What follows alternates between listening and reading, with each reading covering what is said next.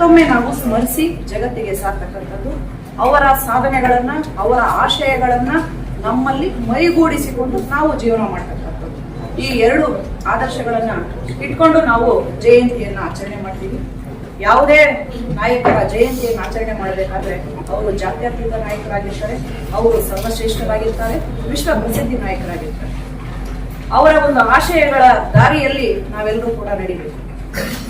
ಬಾಬೂಜಿರವರು ಬಿಹಾರದ ಒಂದು ಸಣ್ಣ ಕುಗ್ರಾಮದಲ್ಲಿ ಜನಿಸಿದಂಥವರು.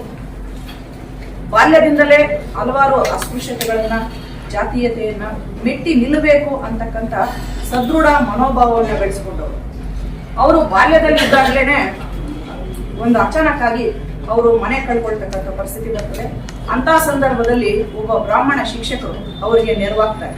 ಆ ಬ್ರಾಹ್ಮಣ ಶಿಕ್ಷಕರೇ ಅವ್ರ ಮನೆಯಲ್ಲಿ ಇಟ್ಕೊಂಡು ಇವ್ರಿಗೂ ಇವರ ತಂದೆಗೆ ಜೀವನ ನಡೆಸೋದಕ್ಕೆ ಒಂದು ಅವಕಾಶ ಮಾಡಿಕೊಡ್ತಾರೆ. ಆ ಒಂದು ಸಣ್ಣ ಸದ್ಭಾವನೆ, ಸಕಾರಾತ್ಮಕ ಭಾವನೆನೆ ನಾನು ಇಡೀ ಭಾರತವನ್ನ ಒಂದು ಮಾದರಿ ದೇಶವನ್ನಾಗಿ ಮಾಡಬೇಕು, ಇಡೀ ಭಾರತದ ಜನತೆಗೆ ನಾನು ಏನಾದ್ರೂ ಮಾಡಬೇಕು ಅಂತಕ್ಕಂಥ ಮನೋಭಾವ ಅವರಿಗೆ ಆಗ್ಲಿಂದಾನೇ ಬೆಳ್ಕೊಂಡ್ ಬರುತ್ತೆ. ನಾವು ಯಾವುದನ್ನೇ ಆಗಲಿ ಬದಲಾವಣೆ ತರಬೇಕಾದ್ರೆ ನಾವು ಸದ್ಭಾವನೆ ಮುಖಾಂತರ ಸೌಮ್ಯ ರೀತಿಯಲ್ಲಿ ಜನರ ಮನಸ್ಸನ್ನ ಬದಲಾವಣೆ ಮಾಡಬೇಕು ಅಂತಕ್ಕಂಥ ತತ್ವವನ್ನ ಅವರು ಆಚರಣೆ ಮಾಡ್ಕೊಂಡು ಬಂದರು.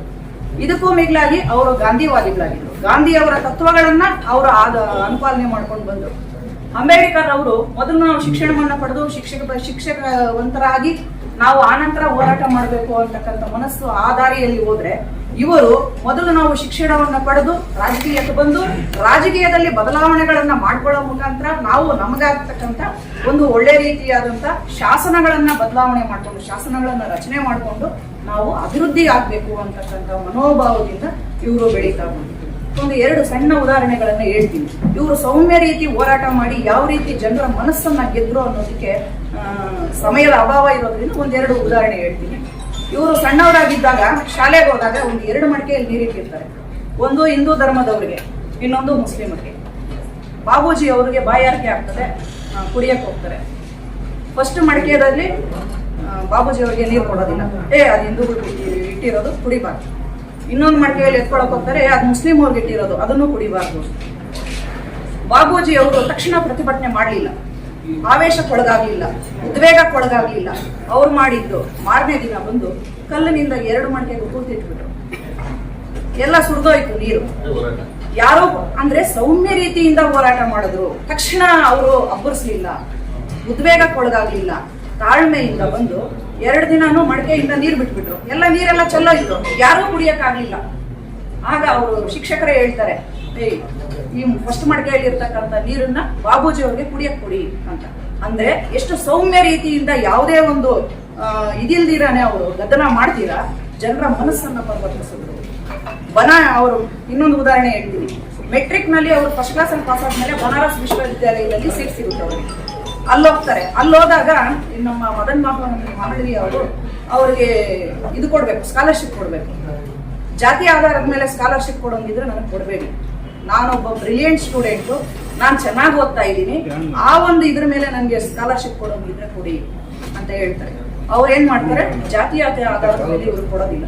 ಅಲ್ಲಿರೋಷ್ಟು ದಿನ ಇವರು ಒಳ್ಳೆ ಉತ್ತಮ ವಿದ್ಯಾರ್ಥಿ ಅನ್ನೋದ್ರ ಮೇಲೆ ಅವ್ರಿಗೆ ಇದು ಸ್ಕಾಲರ್ಶಿಪ್ ಕೊಡ್ತಾರೆ.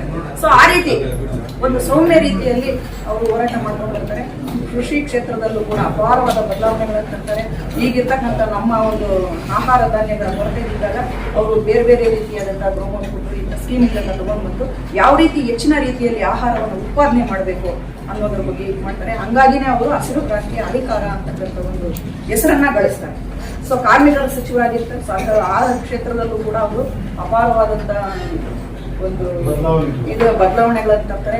ಕಲ್ಕತ್ತಾದಲ್ಲಿ ಗಿರಣಿ ಕಾರ್ಮಿಕರ ಒಂದು ಸಂಘಟನೆಯನ್ನ ಕಟ್ತಾರೆ. ಇವರನ್ನ ನಂಬಿ ಇವರು ಏನೋ ಒಂದು ನಮ್ಗೆ ಒಳ್ಳೇದು ಮಾಡ್ತಾರೆ ಅಂತ ಸುಮಾರು 50,000 ಜನ ಗಿರಣಿ ಕಾರ್ಮಿಕರು ಎಲ್ಲರೂ ಕೂಡ ಒಟ್ಟಾಗಿ ಇವ್ರ ಹಿಂದೆ ಬರ್ತಾರೆ. ಸೊ ಆ ಸಂಘಟನಾ ಶಕ್ತಿ, ಆ ಒಂದು ಚತುರತೆ, ಆ ಒಂದು ಚೈತನ್ಯವನ್ನ ನೋಡಿ ಕಾಂಗ್ರೆಸ್ ಅವರು ಇವ್ರಿಗೆ ಆಹ್ವಾನ ಕೊಡ್ತಾರೆ.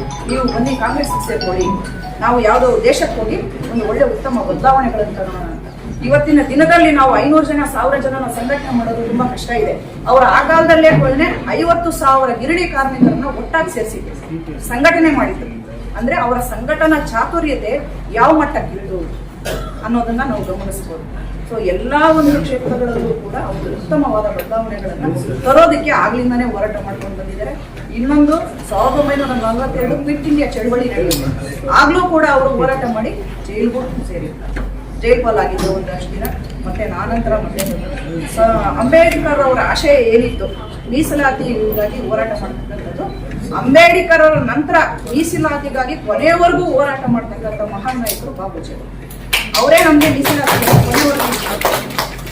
ಅಂಬೇಡ್ಕರ್ ಅವರ ನಂತರ ಬಹಳಷ್ಟು ಹೋರಾಟ ಮಾಡಿ ಅವಿರತವಾಗಿ ಶ್ರಮ ಪಟ್ಟು ನಮಗೆ ಮೀಸಲಾತಿಯನ್ನು ತಕ್ಕುವಂಗೆ ಮಾಡಬೇಕು. ಸೊ ನಾವೆಲ್ಲರೂ ಕೂಡ ಒಂದು ಪ್ರಬುದ್ಧವಾದಂತಹ ಸಂವಿಧಾನದ ಅಡಿಯಲ್ಲಿ ಇವತ್ತು ನಾವು ಇಷ್ಟೆಲ್ಲ ಸೌಲಭ್ಯಗಳನ್ನ ಪಡೆದು ಬದುಕ್ತಾ ಇದ್ದೀವಿ ಅಂದ್ರೆ ಅದು ಬಾಬೂಜಿ ಸರ್ ಅವರ ಕೊಡುಗೆ.